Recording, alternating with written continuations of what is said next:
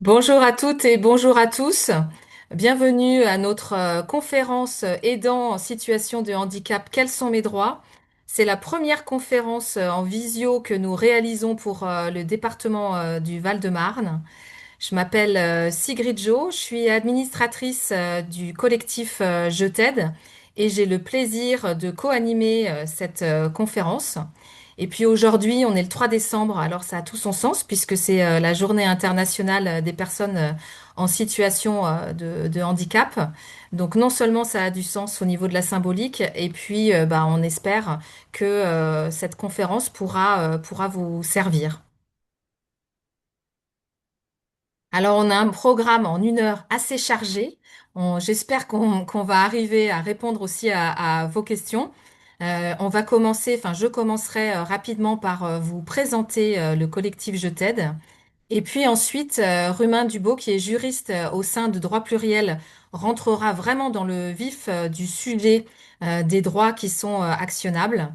Ensuite, ce sera Estelle Marchand, qui est chargée de projet soutien aux proches aidants et au maintien à domicile de la direction de l'autonomie au département du Val-de-Marne, qui nous présentera les solutions au sein du département. Et puis, on se garde 10 minutes d'échange, de questions-réponses à la fin de cette conférence pour pouvoir répondre à ces questions. Bienvenue, Estelle et Romain. Merci. Merci. Alors, quelques remarques avant qu'on commence. La première, c'est de vous dire on a prévu de passer 1 heure ensemble, que cette conférence, elle est enregistrée pour être mise à disposition du plus possible de personnes qui sont intéressées par le sujet. Donc, pensez à couper vos micros et puis vos caméras si vous voulez pas être capté. Et puis peut-être que vous pourrez les réactiver lors du moment des questions-réponses. Alors, on est sur Zoom. Il y a un chat qui va vous permettre de d'écrire vos commentaires ou vos questions. Et nous, on les garde et puis on répondra en fin de session pendant ce moment d'échange à toutes ces campagnes, à toutes ces questions, pardon. Alors, je vais commencer par vous présenter le collectif Je t'aide et puis commencer par vous rappeler la définition de ce que c'est d'être aidant. Je suis sûre que on a une population experte qui écoute et qui regarde cette conférence, mais c'est quand même important de vous rappeler que les aidants, ce sont les proches qui accompagnent quelqu'un de vulnérable à titre bénévole pour toutes leurs activités au quotidien. Alors les chiffres clés, c'est pareil, vous devez les connaître. Aujourd'hui, nous sommes 11 millions d'aidants en France. Il y a 60% de femmes qui sont des aidantes. Et ce qui nous marque aussi beaucoup, c'est qu'il y a 70% d'entre nous, des aidants, qui sommes en activité professionnelle. Tout ça pour vous dire que cette population qui est aujourd'hui plutôt invisible, en fait, on est nombreux à être concernés et on est très content de vous voir si nombreux à notre conférence. Alors, on a plusieurs missions au sein du collectif Je t'aide. Trois grandes missions. La première, c'est de défendre et d'améliorer les droits des aidants. Si on est là pour animer cette conférence, c'est pas un hasard. Si vous nous connaissez, vous savez que nous portons des plaidoyers, que nous participons à des études et que nous sommes présents dans les instances pour faire avancer nos droits. Nous souhaitons aussi rendre visibles de plus en plus les aidants. On voit bien qu'il y a une progression aujourd'hui sur la définition de... Les gens savent se reconnaître comme aidant, mais en fait, il y a quand même encore un aidant sur deux qui ne sait pas qu'il est aidant. Donc, c'est important de continuer de mener des campagnes de communication et aussi de sensibilisation. Et puis, la troisième mission du collectif Je t'aide, c'est de transformer la société. Et vous savez que nous sommes à l'origine de la mobilisation autour de la Journée nationale des aidants et que nous fournissons aussi des outils de sensibilisation aux aidants et à des structures pour faire en sorte d'être plus visibles et d'être plus reconnus. Aujourd'hui, le collectif Je t'aide rassemble aussi bien des aidants, donc des personnes physiques, qui accompagnent toutes les pathologies et toutes les situations d'aidants. Alors évidemment, on est 11 millions, donc il n'y a pas un profil d'aidant. Et nous souhaitons refléter aujourd'hui cette diversité de profils des aidants. Et puis nous avons aussi des structures, des associations et des structures morales qui font partie du collectif Je t'aide et qui accompagnent des aidants et puis aussi des proches aidés. Parmi nos missions, je vous ai fait deux slides pour vous montrer notre engagement au niveau de la défense des droits des aidants. Chaque année, il y a un plaidoyer qui paraît sur différentes thématiques pour appuyer cette nécessité de mieux accompagner les aidants au niveau global et parmi plusieurs thématiques comme vous le voyez. La deuxième, c'est de rendre visibles les aidants. Alors, nous faisons aussi chaque année des campagnes d'affichage et de sensibilisation à destination du grand public pour faire en sorte qu'on se reconnaisse comme aidant et puis qu'on rende aussi plus visible l'aidance et tout ce que cela implique pour nous au quotidien. L'année dernière, on en a profité aussi pour créer un test pour faire en sorte que les personnes puissent s'auto-évaluer aussi sur le fait d'être aidant et puis ce que cela implique pour eux au quotidien. Et en 2025, pour la JNA, nous avons fait une campagne virale sur les réseaux sociaux vous l'avez peut-être vu passer, en tout cas, je l'espère, pour mettre en avant le fait que nous sommes aidants, une campagne virale sur les réseaux sociaux pour nous rendre visibles. Et en gros, on se collait un post-it avec le fait qu'on était aidant et puis les solutions qu'on attend, en tout cas les questions qu'on se pose.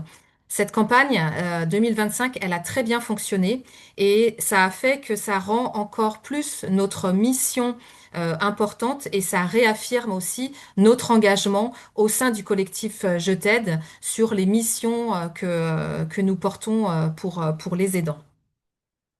Et alors aujourd'hui, on parle solutions et solutions plus particulièrement par rapport au handicap et aux droits qui sont disponibles. Et donc, j'ai le plaisir de laisser mon micro à Romain, qui est juriste au sein de l'association Droit Pluriel, pour répondre à cette question. Merci beaucoup. Quelques mots peut-être tout simplement pour présenter donc déjà l'association, hein, Droit Pluriel. Nous répondons en fait au travers d'une permanence juridique qui s'appelle Agir Handicap, alors qui est une permanence à l'origine dématérialisée, mais il y a de plus en plus de permanences physiques qui sont développées. Donc nous répondons en fait à toute question de droit de personnes en situation de handicap ou de leurs aidants. Ça peut être vraiment une question sur n'importe quel sujet, et donc évidemment pas seulement sur ce qu'on appelle droit du handicap. Ça peut être du droit fiscal, ça peut être du droit public, du droit des sociétés, pourquoi pas, même si c'est assez rare. On vous communiquera bien sûr aussi les coordonnées hein, de la permanence Agir Handicap. Si vous aviez des questions justement à l'issue de ce webinaire, Sigrid l'a précisé tout à l'heure, on n'a que peu de temps pour répondre à vos questions et donc vous pourrez tout à fait par contre nous contacter ensuite puisque c'est notre mission aussi. Alors, pour commencer sans plus tarder sur donc le droit des aidants pour les aidants en situation de handicap.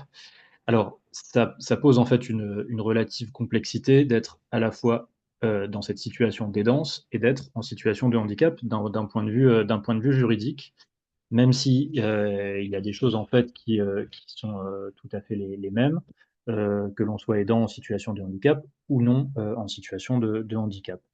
Et donc, je vais essayer de présenter euh, assez rapidement ces différents points.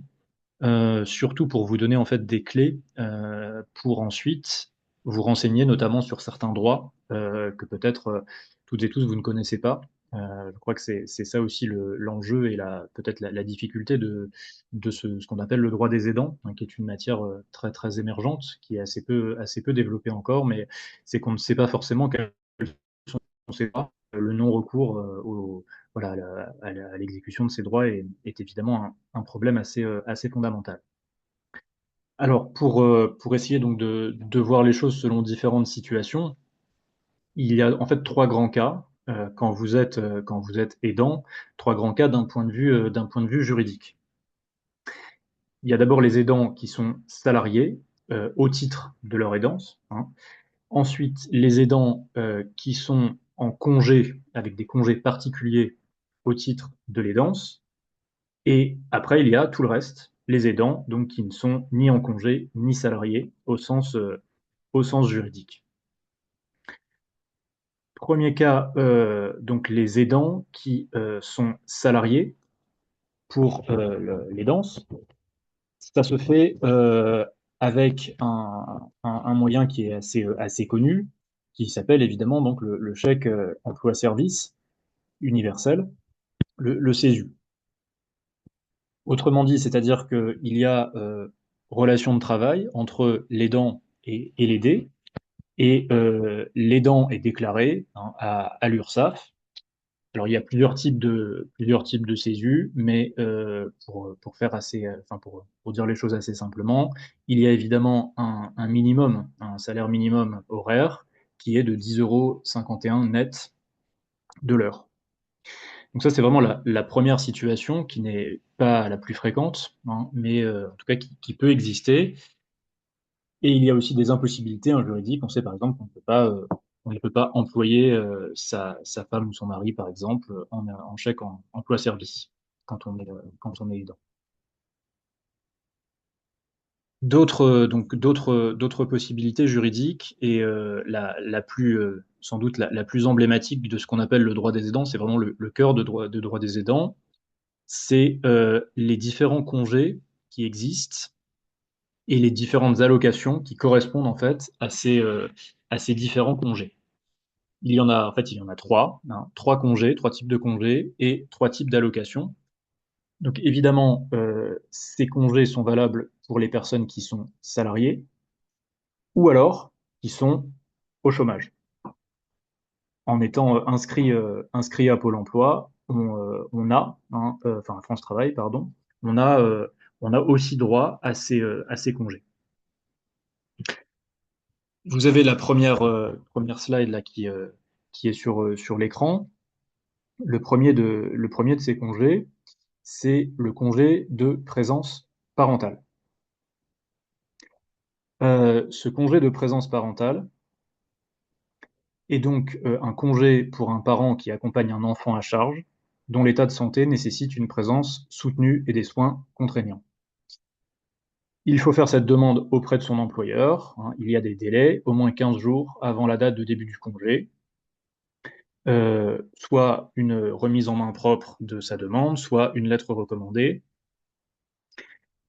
Au niveau des conditions, c'est ça qui est assez important, la condition pour les parents, donc pour les aidants, c'est avoir effectivement l'enfant à charge. C'est être salarié, alors soit évidemment dans le secteur privé, soit agent du secteur public. Ou alors être non salarié et avoir réduit ou cessé son activité professionnelle. Ça, c'est évidemment pour les indépendants. Ou, dernière possibilité, je vous le disais tout à l'heure, être demandeur d'emploi indemnisé. Les conditions maintenant pour l'enfant, c'est avoir moins de 20 ans, ne pas avoir un salaire brut supérieur à 1008 € et ne pas percevoir d'allocation logement ou prestations familiales. Ce congé, ce premier congé donc spécialement destiné aux aidants, qui se cumule bien sûr avec tous les autres congés, hein, les congés payés, les congés sans solde, tout ce qui existe en autres types de congés est cumulable bien sûr avec celui-ci et avec les deux autres qu'on verra tout à l'heure. Donc ce congé est indemnisé. Ça c'est important par une allocation qui s'appelle la JPP, allocation journalière de présence parentale. Cette allocation, elle est de 65,80 € par jour ou 32,90 € par demi-journée. On peut prendre soit une journée, soit une demi-journée de ces congés de présence parentale.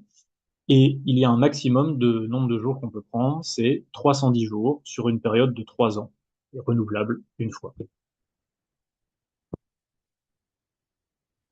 Maintenant, le deuxième type de congé, Sigrid, si tu veux bien passer la slide suivante.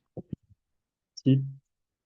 Donc le deuxième type de congé, c'est le congé de solidarité familiale. C'est un congé qui permet à un proche d'accompagner une personne en fin de vie. Il dure 3 mois, renouvelable une fois dans la limite d'un an, sur l'ensemble de la carrière. Et il peut être pris en continu, de manière fractionnée ou à temps partiel. Les démarches, c'est un petit peu les mêmes que le précédent type de congé. Il faut informer son employeur au moins 15 jours avant le début du congé, par lettre recommandée, et donner une date prévisible de retour.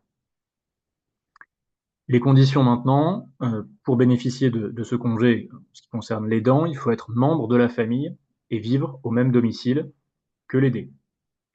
Et ensuite être salarié ou agent du service public. Là, c'est les mêmes types de conditions, toutes les autres possibilités également.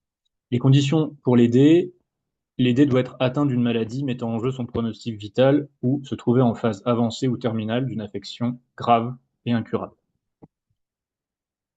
Et comme pour le congé de présence parentale dont on vient de parler, le congé de solidarité familiale est indemnisé par une allocation qui s'appelle l'allocation journalière d'accompagnement d'une personne en fin de vie, AJAP.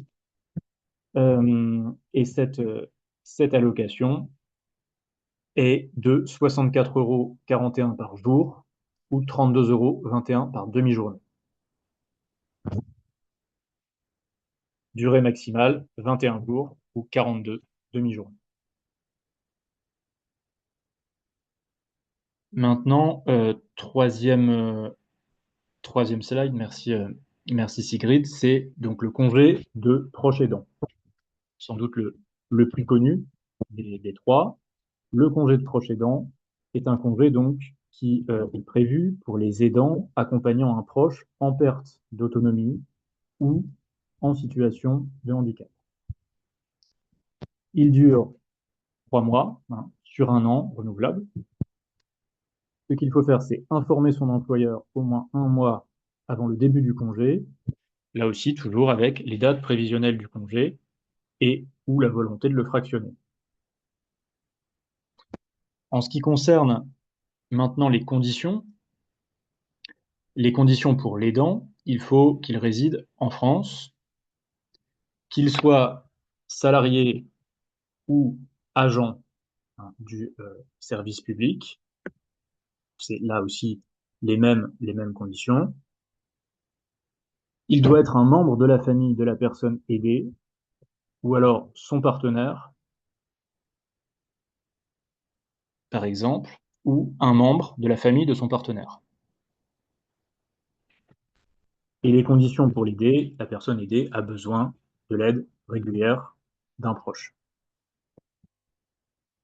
Ce congé, comme les deux congés précédents, est aussi indemnisé par une allocation qui s'appelle l'AJPA, allocation journalière du proche aidant. Le montant est de 65,80 € par journée et 32,90 € par demi-journée. Et le maximum dont on peut bénéficier, c'est 66 jours d'AJPA par personne, dans la limite de 4 personnes aidées tout au long de sa carrière. C'est-à-dire 264 jours au total. On peut aider dans toute sa carrière, en fait, 4 personnes jusqu'à 65 jours par personne. Alors, comme je vous le disais tout à l'heure en introduction, ces congés et ces allocations, donc par conséquent, ne peuvent être obtenus que par des personnes soit qui sont salariées, soit qui sont dans la fonction publique, qui travaillent dans la fonction publique, ou alors qui sont des chômeurs indemnisés, ou alors des indépendants. À noter que pour le chômage, ça suspend évidemment les allocations chômage de percevoir ces allocations particulières. Et donc il reste tout un pan assez fondamental de l'aidance qui est beaucoup moins pris en compte finalement par le droit. J'ai vu passer sur le chat une question sur la question comment en fait employer son partenaire, son mari, sa femme, au titre de la PCH. Eh bien, typiquement, si le partenaire n'est pas la partenaire n'est pas salarié, donc pas de possibilité de faire appel à ces trois types de congés. En revanche, euh, vous savez, hein, la PCH aide humaine prévoit des indemnités. Ça, c'est important de bien différencier ces indemnités de ce que j'ai dit tout à l'heure, le CESU, hein, c'est-à-dire d'un revenu salarié et d'une allocation qui compense le fait qu'on arrête de travailler. Euh, Cette indemnité de la PCH, elle s'élève lorsque l'aidant est actif à 4,69 € de l'heure ou 7,04 € s'il y a réduction d'activité. Et c'est finalement ici que les choses se compliquent un peu. Alors, je vais essayer d'être simple. Pour, euh, pour vous expliquer les choses, il ne peut pas y avoir de cumul, hein. On ne cumule pas en fait en droit deux prestations qui indemnisent la même chose. C'est-à-dire qu'on ne peut pas bénéficier à la fois de l'allocation journalière du proche aidant et de l'indemnité de la PCH. Il faut faire un choix, et ce choix dépend vraiment beaucoup des situations individuelles. Ça dépend du nombre d'heures, ça dépend de la réduction d'activité, ça dépend de l'activité que vous exercez, etc., etc. Donc c'est ça qui est assez délicat à, à évaluer.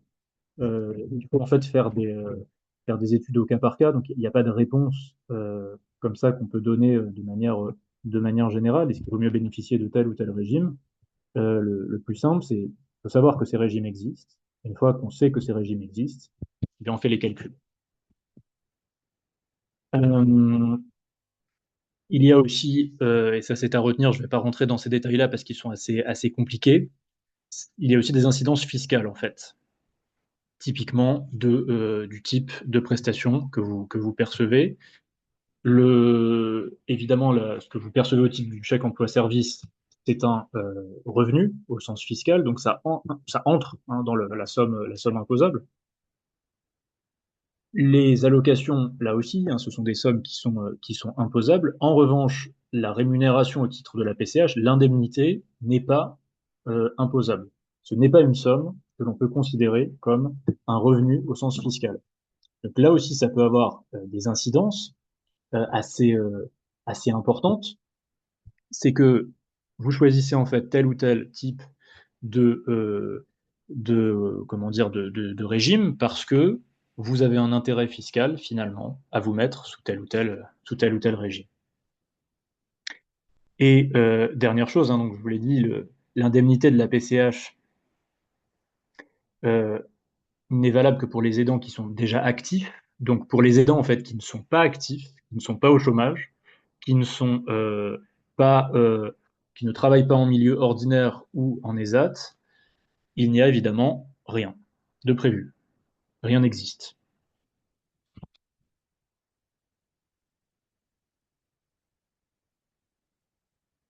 Maintenant, il y a d'autres points à voir. Je vais essayer d'être rapide puisque l'heure tourne déjà vite. D'autres points à voir en fait, donc tout ce qui a été dit sur le droit commun des aidants et en fait l'incidence que ce droit des aidants aura sur le droit du handicap.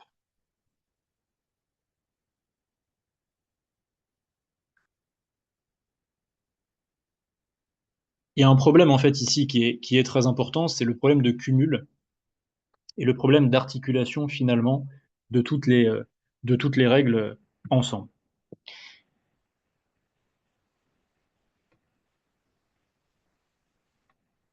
Il n'y a pas de problème hein, quand l'aidant est aussi en situation de handicap s'il perçoit la PCH ou l'AEEH hein, pour un enfant. Pourquoi? Parce que la PCH n'est pas une allocation qui vise à compenser des revenus, et donc il peut tout à fait bénéficier de la PCH sans aucune réduction de la PCH, tout en percevant certains éléments donc éventuellement de salaire ou d'indemnité au titre de la PCH, cette fois-ci de la personne qui l'aide, qu'elle aide.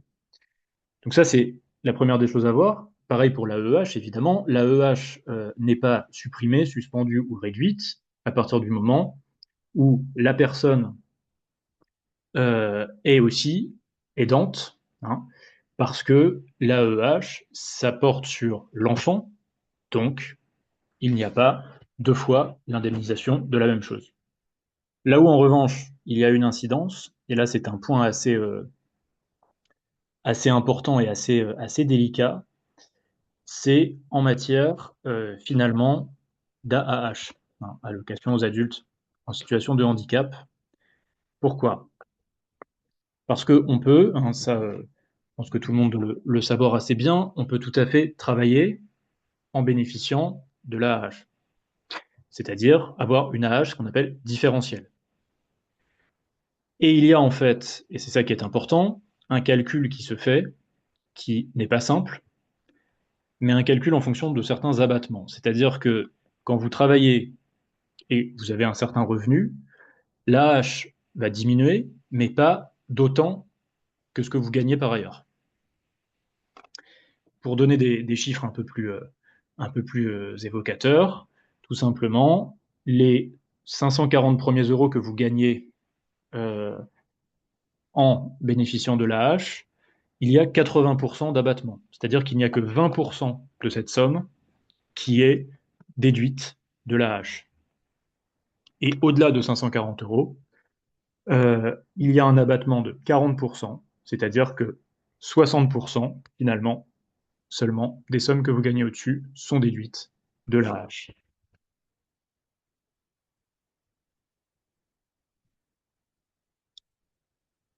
Voilà, je pense que je vais laisser maintenant la parole avant d'en venir tout à l'heure aux questions.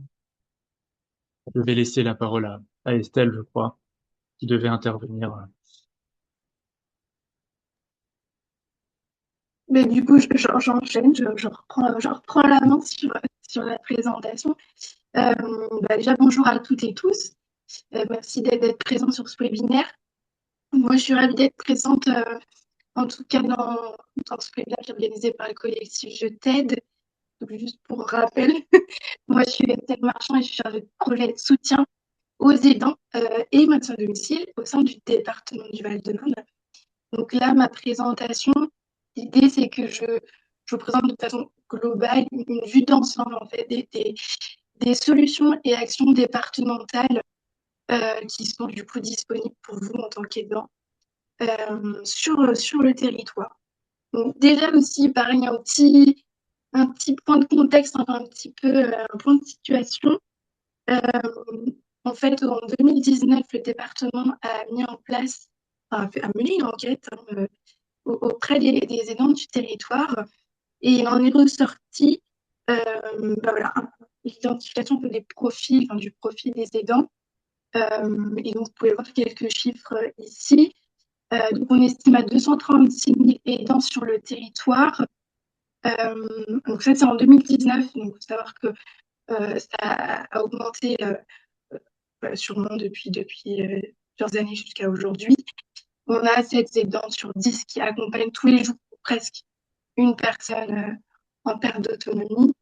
2 tiers sont actifs, 42% ne connaissent pas les solutions de répit, entre autres, pour donner un exemple.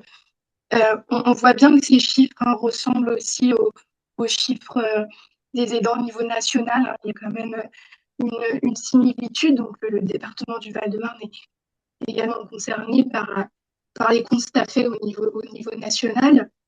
On peut aussi ajouter, alors là j'ai mis un chiffre en 2030, alors c'est au niveau national, pas uniquement sur le département, mais on estime du coup un actif sur 4 qui sera aidant. Alors 2030 c'est demain, on est d'accord, mais c'est simplement pour constater aussi que bah, voilà, on sera de plus en plus d'aidants tant au niveau national que sur le territoire du Val-de-Marne, d'où l'importance de se mobiliser et de soutenir du coup les aidants. Et le département du Val-de-Marne est vraiment un département qui se mobilise vraiment pour le soutien aux aidants.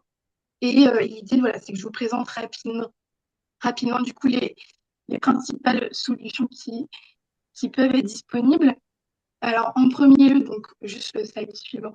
Estelle, pardon, Oui. je t'interromps un tout petit moment. En fait, ta voix grésille un tout Ah, petit peu. Est-ce que tu crois que je vois que tu as comme moi des écouteurs. Est-ce que tu peux peut-être te reconnecter pour voir si c'est mieux? Ça passe, hein, mais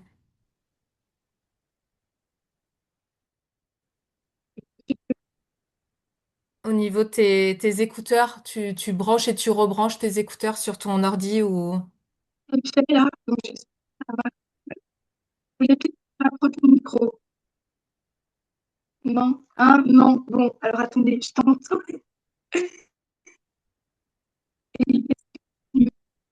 Non, c'est pas mieux.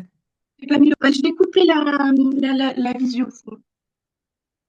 Ouais, peut-être qu'il y a un moyen aussi, peut-être que tu as beaucoup de pages ouvertes ou quelque chose comme ça sur Je vais ton couper ordi.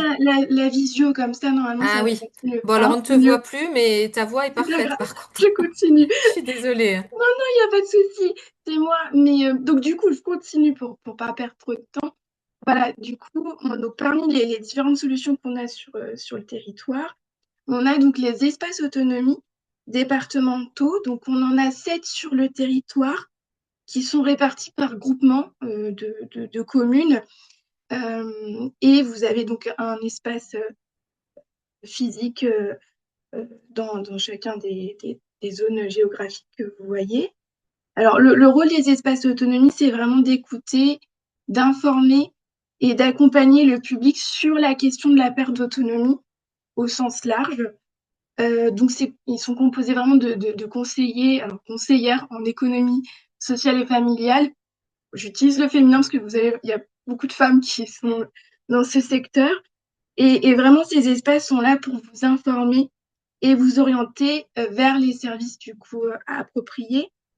Alors, je précise que ces espaces autonomie, le public concerné sont les personnes âgées de 60 ans et plus, les personnes adultes en situation de handicap. Donc, adultes, c'est donc 18 ans et plus, et les proches aidants, ainsi que les professionnels, voilà, sont vraiment là pour accompagner ces publics-là. Si vous souhaitez du coup contacter un des espaces autonomie, celui proche de chez vous, vous pouvez les contacter par mail ou par téléphone. Je vais vous donner du coup leurs coordonnées dans le chat juste après ma présentation. Et il est possible aussi de prévoir un rendez-vous physique dans leurs locaux ou aussi à domicile si vous ne pouvez pas vous y rendre. Ça, il faut prendre du coup attache avec eux. Je précise que les espaces d'autonomie ne, n'accompagnent pas les situations de enfants en situation de handicap, donc de moins de 18 ans. Pour ça, il faut vraiment se rapprocher de la maison départementale pour les personnes en situation de handicap. On l'appelle MDPH plus simplement.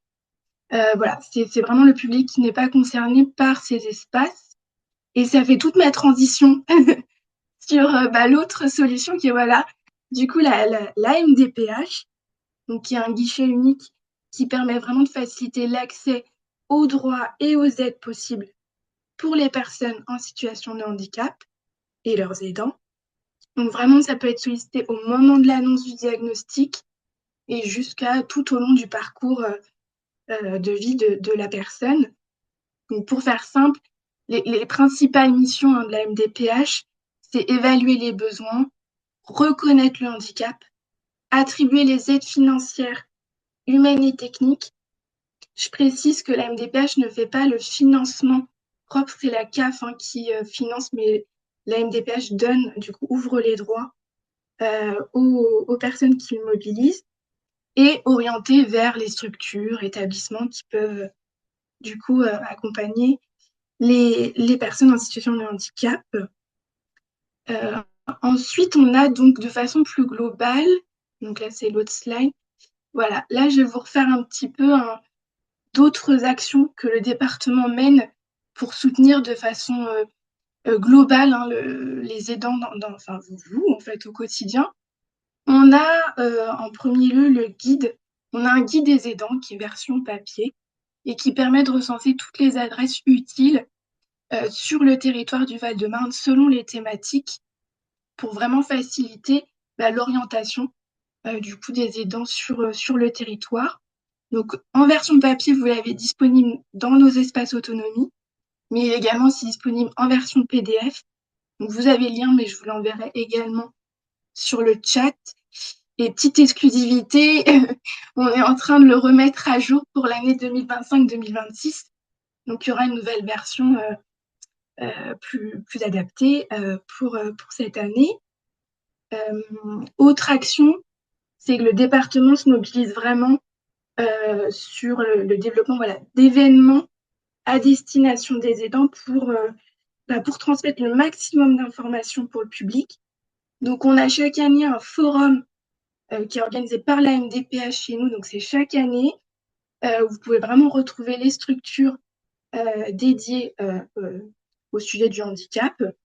On a également un événement, alors là, c'est chaque année sur la thématique vraiment de l'autisme. Et chaque année, on organise un événement, alors soit en version grand format ou petit format. Cette année, on l'a fait le 22 novembre dernier. On a fait des spectacles à destination des enfants autistes et de leurs parents. Donc voilà, on a pu mener ça. Et puis l'année prochaine, ça recommence. Et tous les 2 ans, on organise donc un salon des aidants. Donc voilà, où on réunit vraiment tous les acteurs qui se mobilisent sur le sujet. Donc voilà, on est assez mobilisé sur la partie événementielle. Et on a aussi, peut-être que vous avez pu voir, mais cette année, on a mis en place une campagne aussi de communication sur l'identification, comment se repère aidant. Et donc, on a créé des affiches qui ressemblent d'ailleurs très bien à celles que vous voyez sur le slide, où voilà, l'idée, c'est d'accompagner les aidants dans ce repérage où on s'identifie aidant. Et on a pu mener cette campagne. Autre action qu'on a pu aussi mettre en place, c'est qu'on a, alors là c'est la slide suivante, on a, merci, on a sur notre site internet voilà, des pages dédiées d'informations, de conseils à destination des aidants. Donc l'idée c'est encore une fois de continuer à multiplier les différents formats et les différentes sources d'informations pour les aidants. On a également une newsletter autonomie. Alors, c'est une newsletter qui est à peu près mensuelle.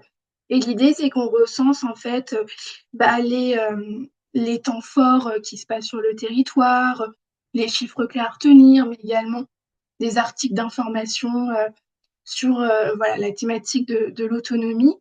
Je vous invite, n'hésitez pas à vous abonner à cette newsletter qui permet de vous donner du coup une visibilité sur le département. On a aussi, alors le slide suivant, on a également aussi, alors ça c'est la nouveauté 2025. On a mis nous aussi en place, comme le collectif Je t'aide, des webinaires d'information qu'on a appelé un temps pour les aidants. Donc on en a fait 2 cette année.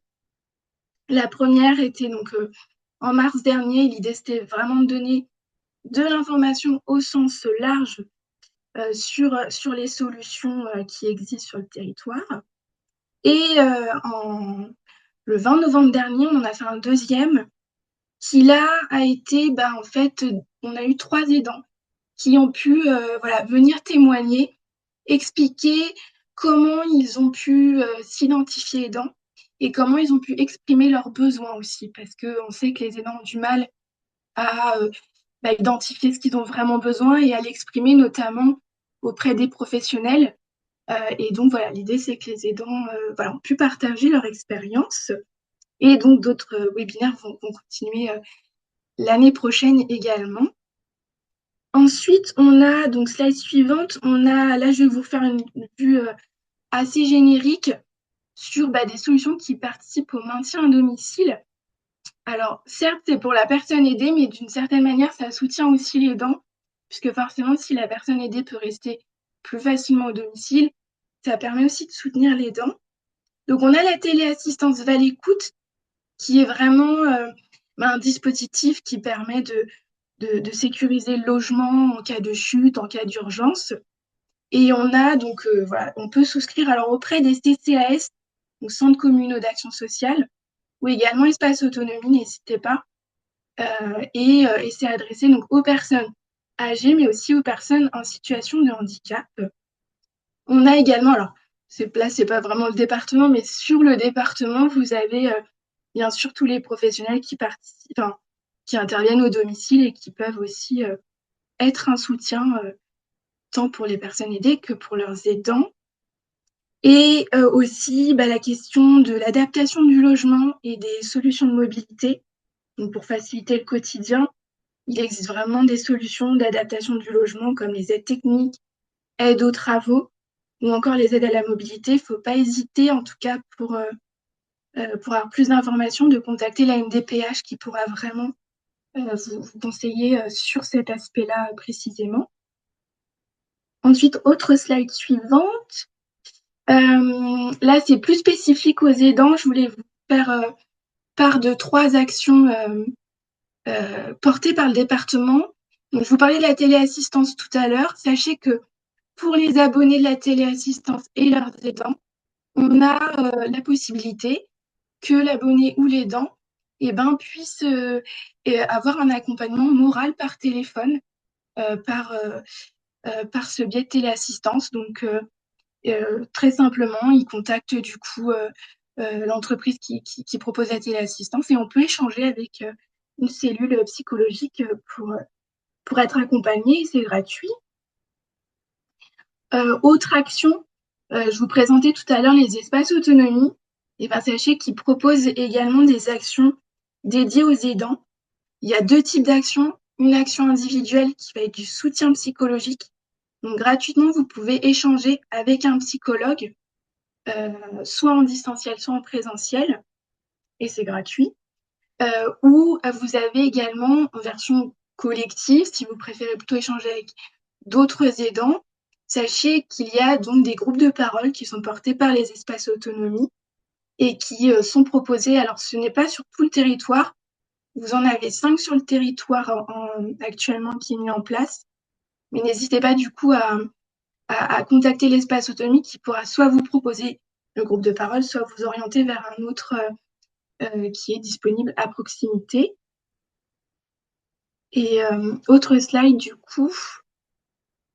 Alors là, je fais un petit pas de côté parce que c'était pour vous présenter en fait une action qu'on ne connaît pas forcément en tant qu'usager, en tant qu'aidant non plus, mais que le département a ce qu'on appelle la commission des financeurs, la prévention de la perte d'autonomie.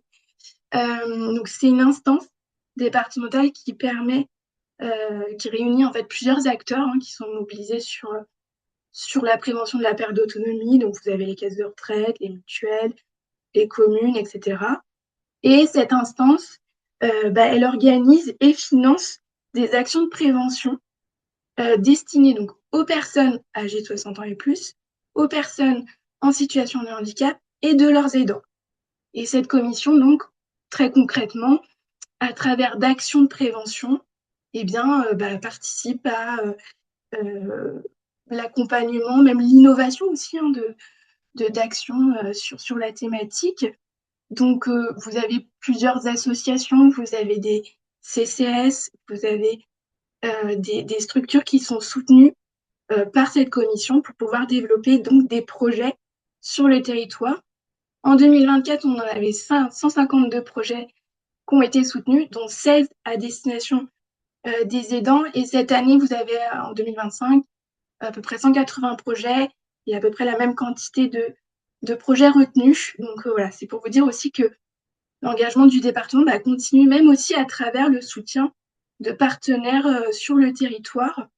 Et j'en profite pour vous préciser aussi que on a bien une autre solution on a obtenu un appel à manifestation d'intérêt et on est soutenu pour et bah, également pour soutenir trois structures, trois associations qui vont mener des projets pour soutenir les aidants de personnes en situation de handicap, dont le collectif Je t'aide qui est du coup fait partie des partenaires soutenus dans l'action voilà, menée pour vous accompagner dans votre rôle d'aidant. Voilà.